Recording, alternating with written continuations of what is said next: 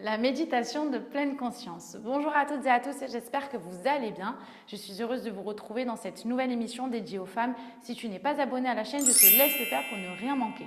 La méditation de pleine conscience, également appelée mindfulness en anglais, est une pratique qui consiste à être pleinement dans l'instant présent.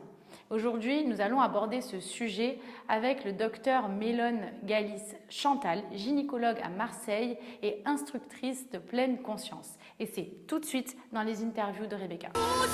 Nous les femmes, nous avons une vie à 1000 à l'heure et nous nous retrouvons facilement dépassées. Je m'appelle Rebecca Attias, je détiens le diplôme de docteur en pharmacie et j'ai créé cette chaîne pour vous aider dans votre quotidien de femme et de maman. Comment ça se passe? Je vous propose une interview toutes les semaines avec un spécialiste pour aborder tous les thèmes relatifs à la femme, la maternité et le postpartum.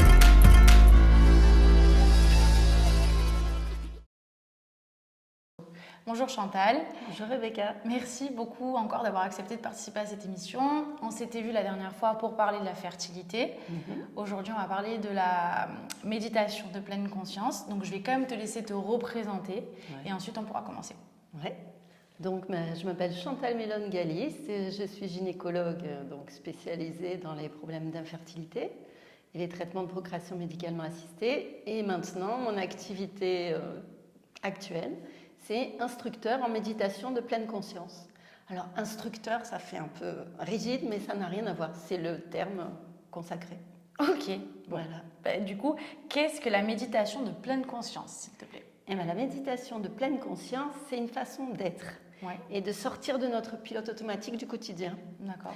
Donc, une façon d'être avec des outils. Ok. C'est-à-dire qu'on va porter intentionnellement l'attention sur le moment qu'on vit présent, au présent. D'accord. Et au lieu de se dire « Ah, j'aurais dû faire ci, il faudra que je fasse ça tout à l'heure », c'est d'être focus, quand c'est possible, et c'est possible avec de l'entraînement, sur ce qu'on est en train de vivre. Voilà. On le fait de façon volontaire, délibérée, sans jugement, c'est-à-dire sans commentaire de « Ah, la situation, je devrais faire ci, je devrais faire ça », et sans attendre quelque chose de particulier, sans attendre un résultat. Voilà. Ok, merci. Et donc, d'où vient cette pratique? Alors, en réalité, elle est adaptée, elle vient de pratiques bouddhistes qui ont 6 siècles derrière nous. D'accord. Voilà. Ah oui. Donc, elle a été créée il y a 6 siècles. Oui, mais pas dans la forme actuelle. Dans la forme actuelle, elle a été adaptée.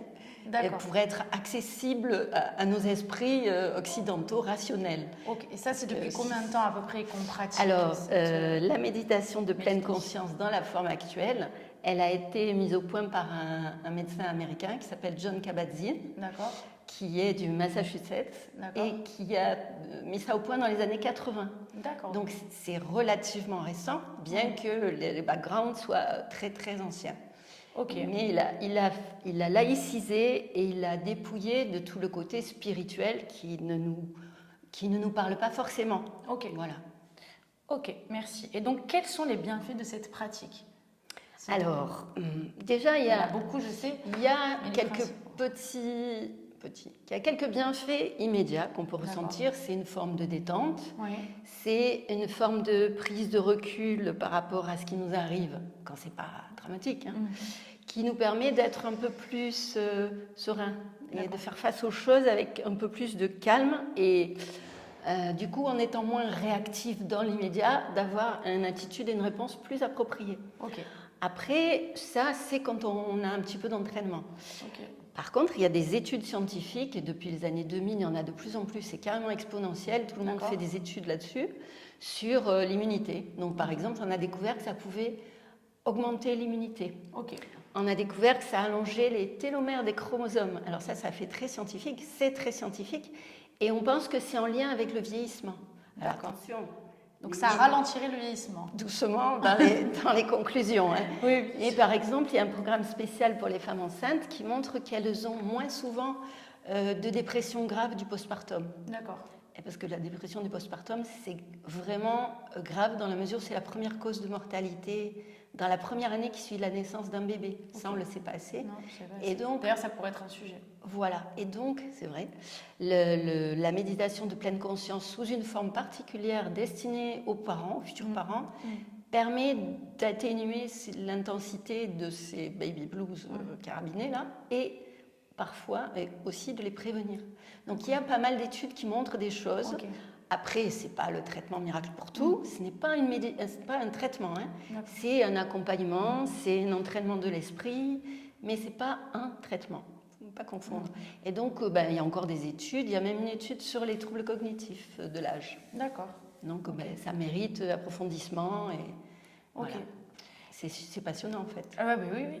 Et comment ça se passe du coup cette pratique? Il faut en faire quoi toutes les semaines, à raison de 1 fois par semaine, plusieurs fois par semaine, tout seul, en groupe?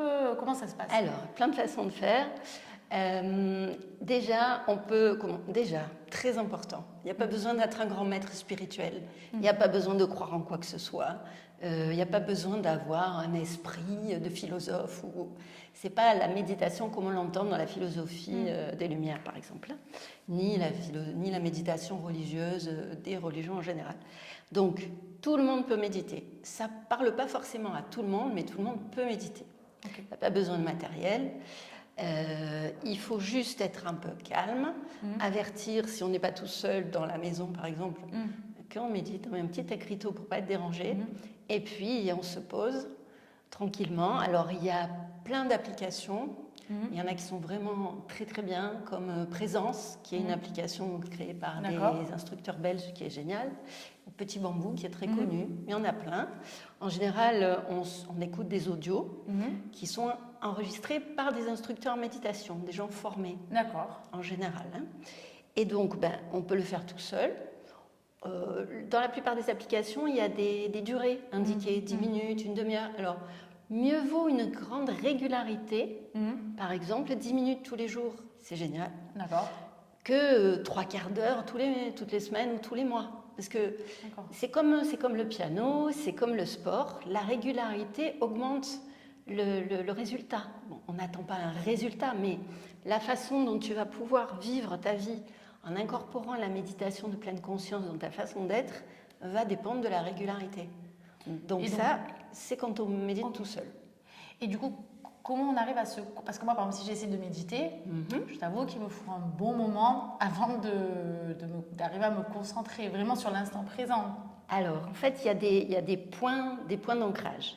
C'est-à-dire que dans les audios, au départ, on commence par se centrer sur notre souffle et les sensations corporelles qui vont avec le souffle. Okay. Et la respiration, le souffle, la respiration, c'est pareil. Donc, la guidance, il y a une guidance qui te parle et ainsi de suite, et tu suis la chose. Puis au bout d'un moment, tu t'aperçois que l'esprit est parti, tu es en train de dire « Mon Dieu, je devrais plutôt faire ceci, tout à l'heure je vais être en retard. » Et quand tu t'aperçois que tu reviens à ta respiration. Il est inutile de se critiquer parce que tout le monde a ce système de l'esprit s'en va, et tu le ramènes, l'esprit s'en va et tu le ramènes. Et il y a une citation qui dit vous feriez que ça pendant 1 heure et votre heure serait bien employée. Aller, venir. Donc il y a un point d'ancrage. Le mieux c'est la respiration, parce que la respiration, tu peux méditer à n'importe quel moment quand tu es dans les embouteillages et que tu sens que tu te poses et tu te connectes à ta respiration. Après, on peut se centrer sur les sensations corporelles elles-mêmes, les sons, les émotions et même les pensées. Et en les prenant comme un objet d'observation, en somme, mais en les laissant passer. Parce qu'il ne s'agit pas, ça c'est important, il ne s'agit pas de se vider l'esprit, il ne s'agit pas de bloquer les pensées. Il s'agit de constater ce qui se passe dans l'esprit, constater cette propension à toujours raconter des choses, commenter, critiquer, se projeter, ruminer ce qu'on n'a pas fait, qu'on aurait dû, anticiper ce qu'on devrait faire et que si on ne fait pas, ça va aller mal. Tu vois ? Et donc, tout ça, on en prend conscience, on dit, ok, c'est mon esprit qui... Et maintenant, je me recentre sur ce qui est ici, tout de suite, maintenant. Voilà. Et la respiration, c'est une aide. Ok. Et donc, du coup... Comment Pardon, je t'ai coupé. Et pareil pour les émotions, par exemple. Il ne s'agit pas de refouler les émotions. Non, voilà, parce que c'est ça qui est compliqué. Toutes les émotions sont bienvenues. Alors parfois, elles sont tellement pénibles et violentes qu'on ne peut pas trop s'y connecter. Mais à ce moment-là, là, ça fait partie des méditations de bienveillance. On essaye de se dire c'est vraiment très dur là, ce que je vis, et il va falloir le vivre pour pouvoir le traverser, pour pouvoir aller plus loin. Parce que toute émotion refoulée reviendra encore plus puissante. Donc il faut essayer d'apprivoiser même les émotions pénibles. C'est pas comme la pensée positive où on positive tout quoi qu'il arrive. C'est différent. Chacun a sa fonction, mais la méditation c'est pas ça. Et donc les émotions, on les accueille, on les apprivoise, on fait avec. Et une chose qui est soutenante, c'est de se dire aussi que plein de gens peuvent vivre au même instant que nous la même chose difficile. Et du coup ça fait un peu, ça paraît artificiel comme ça, mais en réalité si on y pense vraiment, on se sent plus tout à fait tout seul, tu vois. Et donc ça, c'était pour la méditation individuelle. Après, on peut méditer en groupe. On peut méditer en groupe dans des sessions, des programmes de gestion du stress. Par exemple, John Kabat-Zinn, il a mis au programme un protocole qui s'appelle MBSR. Mindfulness Based Stress Reduction. C'est le premier, c'est l'historique si tu veux, dans les années 80. Et il l'a mis au service de patients qui avaient des maladies chroniques, cardiaques, hypertension, douleurs chroniques. Et il s'est aperçu que ça leur permettait de mieux vivre leur maladie, de plus se sentir que malades. Ils ont une maladie, mais ils ne sont pas leur maladie. Ça faisait une diffusion qui permettait de supporter les choses mieux, les traitements avaient l'air de marcher mieux, les douleurs étaient plus faciles à contrôler. Il y avait pas mal d'améliorations dans le vécu quotidien des gens. Incroyable. Et de là a été dérivé un programme pour prévenir les récidives de dépression. Ça a été fait par des médecins canadiens et américains et suisses, 3 ils étaient. Et par exemple, c'est Christophe André qui a beaucoup popularisé ça et qui s'en est beaucoup servi. Tu sais, le psychiatre, c'est un psychiatre qui a beaucoup communiqué sur la méditation de pleine conscience. Il en a même fait faire aux députés à l'Assemblée nationale. Il a écrit beaucoup de bouquins et beaucoup de gens en France connaissent la mindfulness par lui, par ses livres. Et il y a aussi un programme pour les femmes enceintes et un programme pour les addictions, un programme pour les troubles compulsif avec la nourriture, voilà. Beaucoup de choses existent en fait. Et là, c'est en groupe. Alors, après le Covid, il y a eu des groupes distanciels, mais la dynamique de groupe étant importante dans le résultat, c'est bien en présentiel, quoi. Idéalement. Et en général, les groupes, les gens se regroupent tous les combien après? Alors, quand on fait un programme, ça va être avec un instructeur certifié. Il y a une séance par semaine pendant 8 semaines, ou 9 dans le programme pour les femmes enceintes et les futurs parents. Et une journée entière, on médite. On médite toute la journée? Oui, mais il y a des pauses. Il ne faut pas penser qu'on va rester immobile sur le coussin pendant 24 heures. En plus, une journée, en général, c'est de 10h à 16h. C'est une petite journée, quoi. Voilà. Et toi, du coup, tu fais des ateliers. Donc, est-ce que tu peux nous expliquer comment se déroulent ces ateliers, où tu les fais, comment ça se passe? Et après, on passera sur les problèmes d'infertilité. Alors, ce sont des ateliers que j'essaye de faire environ une fois par mois, que j'ai commencé en octobre. Et ça dure 2h30. En général, c'est le samedi matin, Studio Pura Vida à Marseille, avenue du Prado. Et à Sanary-sur-Mer, là, c'est le lundi entre midi et 2, au centre Passiflore. Voilà. Et donc, ça dure 2h30. Et dans les 2h30, il se passe plein de choses. Mais je ne suis pas là comme un professeur pour délivrer du savoir. Il peut y avoir effectivement des points qu'on appelle didactiques, c'est-à-dire où on explique des choses, notamment le retentissement du stress sur notre santé et comment il est devenu vital à notre survie quand on était en temps préhistorique, nuisible maintenant parce qu'il porte sur des trucs qui ne menacent pas notre vie. Puis on se stresse pour des broutilles. Donc, des explications là-dessus, puis après ou avant des méditations guidées. Après la méditation, les gens sont invités à partager sur comment ils ont vécu ce moment-là. Et c'est ouvert, c'est-à-dire que si quelqu'un n'a envie de rien dire du tout, il ne dira rien. Et de toute façon, ce qui est important et qu'on dit dès le début, c'est que ce qui est dit là, l'idée, c'est que ce soit authentique, sincère, mais ça sort pas de là. On n'ira pas raconter, il y avait quelqu'un dans mon groupe qui a dit ceci, qui a dit cela, parce que même si on ne dit pas le nom, par recoupement, parfois, les gens se connaissent entre eux. Donc, c'est vraiment la confidentialité qui fait que les gens sont très ouverts et qu'eux-mêmes, souvent, ils sont étonnés de ce qu'ils se retrouvent à dire, qui eux-mêmes, parfois, n'en avaient pas conscience. Ouais.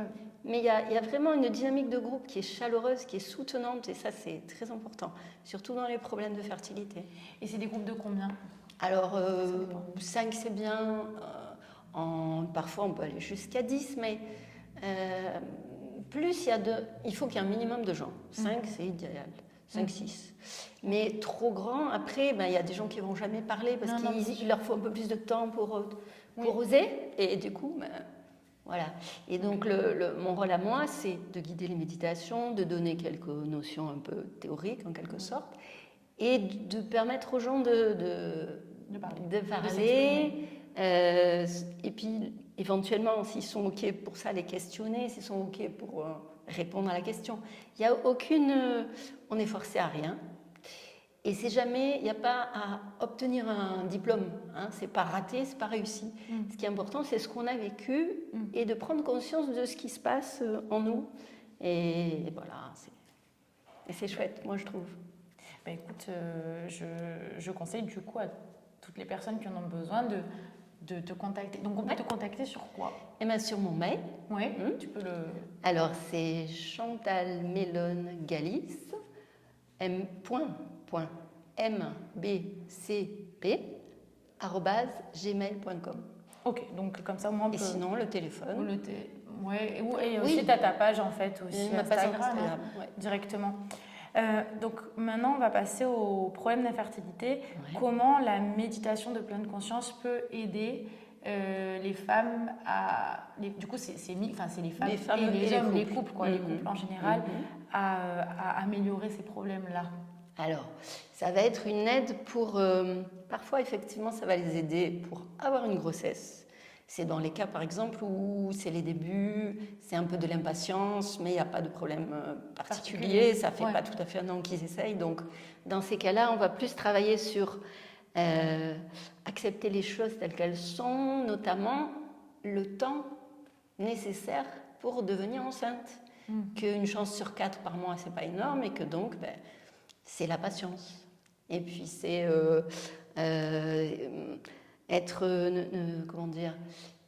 éviter de stresser. Alors c'est facile à dire, mais là justement, l'idée c'est de donner des outils pour gérer le stress. Comment gérer mon stress ? Parce qu'il faut que vous ne stressiez plus, ça sert à rien. C'est complètement inutile et puis c'est très énervant d'entendre ça quand de toute façon la vie quotidienne fait qu'on est sous pression par nous-mêmes, mais aussi par tout ce qui est autour. Donc, il y a des outils qui permettent de mieux gérer le stress, de garder confiance en soi aussi, parce qu'il y a quand même maintenant une tendance généralisée à penser que les techniques médicales, c'est le summum et que c'est meilleur que ce qu'on fait par soi-même. Mais non, dans la plupart des cas, il n'y a pas besoin de techniques de procréation médicalement assistée dans la phase avant un an de décès. Hein. Et donc, reprendre confiance en soi, dans ses propres ressources, cultiver la relation dans le couple, ne pas dire il y aurait dû, on aurait dû, voilà. Et en général, déjà ça peut faire qu'il y ait une grossesse qui arrive. C'est pas la méditation qui a fait arriver la grossesse, c'est juste que finalement les gens ont pris le temps, ils ont entendu que il faut attendre un peu et qu'il faut y mettre du sien et voilà. Et puis il y a la deuxième partie où ça peut aider. C'est quand on est vraiment confronté à quelque chose de dur, c'est-à-dire, il y a un problème, et ce problème, il est en train d'être pris en charge. Donc, le fait déjà de savoir qu'il y a un problème, c'est un choc. C'est rassurant sous un certain angle, parce qu'on se dit, bon, il y a un problème, on va pouvoir le résoudre.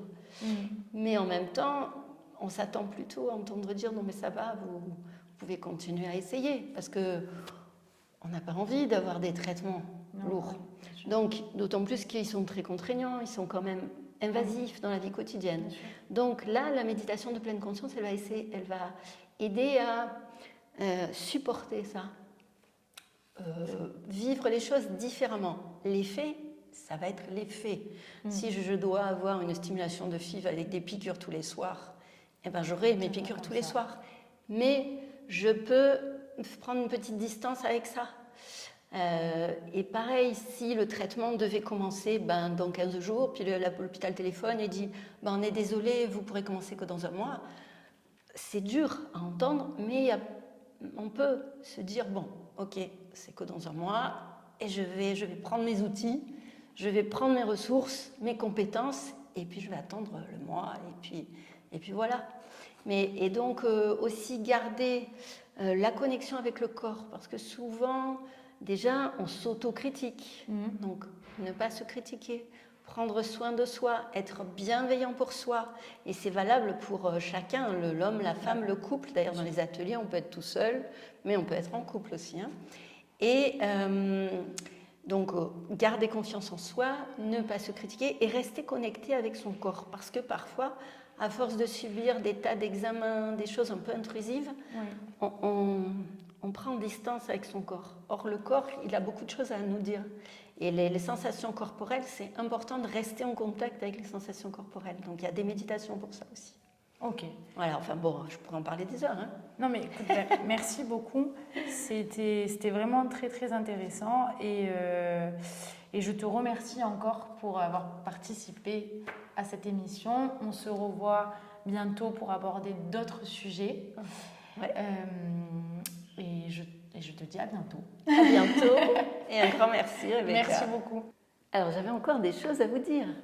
Par exemple, dans la méditation de pleine conscience, on travaille des façons d'être, comme la patience, pour vous deviner tout ce que c'est, comme l'esprit curieux du débutant. C'est-à-dire que habituellement, quand on va quelque part pour une situation donnée, on s'attend déjà à plein de choses, parce qu'éventuellement, on a déjà vécu ça. Et bien, l'idéal, c'est d'être comme si on n'avait jamais vécu cette chose-là, parce que dans ce cas, on a un esprit curieux, comme un enfant, et on peut voir les choses autrement et trouver des solutions auxquelles on n'aurait pas pensé du tout. Il y a aussi le non-jugement, c'est-à-dire éviter de se critiquer, de critiquer les autres selon des schémas qu'on a déjà incorporés dans notre esprit. Et ça aussi, ça peut être très positif, très constructif. Il y a aussi le non-effort. Le non-effort, c'est pas de la paresse, c'est juste se dire bon, cette situation-là me plaît pas, mais comme je peux pas la changer, eh ben, je vais faire avec. Je vais trouver d'autres solutions. Je vais pas me battre. Par exemple, si vous êtes dans la mer et que le courant vous emporte, vous allez faire la planche. Et le non-effort, c'est ça. La planche, ça peut vous sauver la vie. Voilà. Des petites choses comme ça. Il y a aussi la bienveillance, notamment envers soi. Parce que si vous réfléchissez à la façon dont nous vivons tous, nous sommes toujours en train d'être gentils pour les amis, par exemple, et très méchants pour nous. T'aurais jamais dû faire ça, t'aurais jamais dû dire ça, des choses comme ça. Donc être bienveillant, c'est bien. C'est pas bisounours du tout. C'est très constructif. Et en fait, ça change les choses autour de nous. Quand nous sommes bienveillants, ça change tout autour de nous. Les gens réagissent aussi souvent de façon bienveillante. D'abord, ils sont tellement surpris et ça fait du bien à tout le monde. Il y a aussi l'acceptation. L'acceptation, c'est pas la résignation. L'acceptation, c'est un peu comme je disais tout à l'heure. Les choses sont ce qu'elles sont. Voilà, constater les faits. Je peux agir, j'agis de façon appropriée après un petit temps de réflexion. Il faut éviter d'être trop réactif, parce qu'après, on le regrette, évidemment. Et c'est, bon, les choses sont comme ça, et ben, il y a peut-être d'autres manières d'aller résoudre la situation. Et de toute façon, si ça ne dépend pas de moi, eh ben, je suis bien obligée de faire avec, et je ne vais pas construire tout un scénario autour de ça, que ce que j'aurais dû faire et ce que je devrais faire, et il ne faudrait pas fallu, blablabla. Parce qu'en fait, l'esprit est très utile pour nous. Il nous permet d'anticiper sur des choses importantes. Qu'est-ce que je vais amener à mon rendez-vous avec le médecin, ou comment je fais mes bagages pour les vacances. Bon, ce n'est pas hyper important dans la vie, mais c'est important. Et l'esprit, donc, il essaie toujours de résoudre des problèmes. C'est sa fonction depuis les temps préhistoriques. Donc, il essaie de résoudre des problèmes. Et bien, quand il n'y en a pas, il faut qu'il continue à s'entraîner. Donc, il continue à résoudre des problèmes qui n'existent pas. Du coup, il en fabrique. Oh, s'il se passe ça, qu'est-ce que je vais faire? Eh bien, je vais faire ça. Donc, c'est utile, mais à un moment donné, c'est envahissant. Et ça ne sert plus à rien. Voilà. Pareil pour le stress. Le stress, jadis, quand on était préhistorique, eh ben, ça nous a servi à nous sauver la vie. C'est sûr qu'il ne s'agissait pas de s'avancer d'un air bienveillant vers le lion des cavernes. Il s'agissait plutôt de courir ou de faire le mort dans un coin. Quoique avec le flair, ça ne marche pas toujours. Ça marche avec les serpents, il paraît. Ou se battre. Se battre avec le lion des cavernes, c'est aussi un peu aléatoire. Mais le stress, c'est se battre, fuir ou se figer. Et dans les situations vitales, ça marche. Et dans les situations non vitales, du genre oh, je vais être en retard à mon rendez-vous, qu'est-ce qui va arriver à mon gamin qui est parti tout seul à l'école, là, c'est inutile. Ça nous fait du mal, ça nous use prématurément. Et ça détourne toute notre énergie et toutes nos ressources vers des trucs complètement inutiles. Donc voilà à quoi ça peut servir la méditation. Je suis sûre que j'ai oublié des attitudes, des façons d'être de la méditation, mais c'est pas grave. Vous découvrirez ça peut-être. C'était le docteur Mélone Galis, gynécologue à Marseille, pour parler de la méditation de pleine conscience. Je te le rappelle, si tu n'es pas abonné à la chaîne, je te laisse le faire pour ne rien manquer.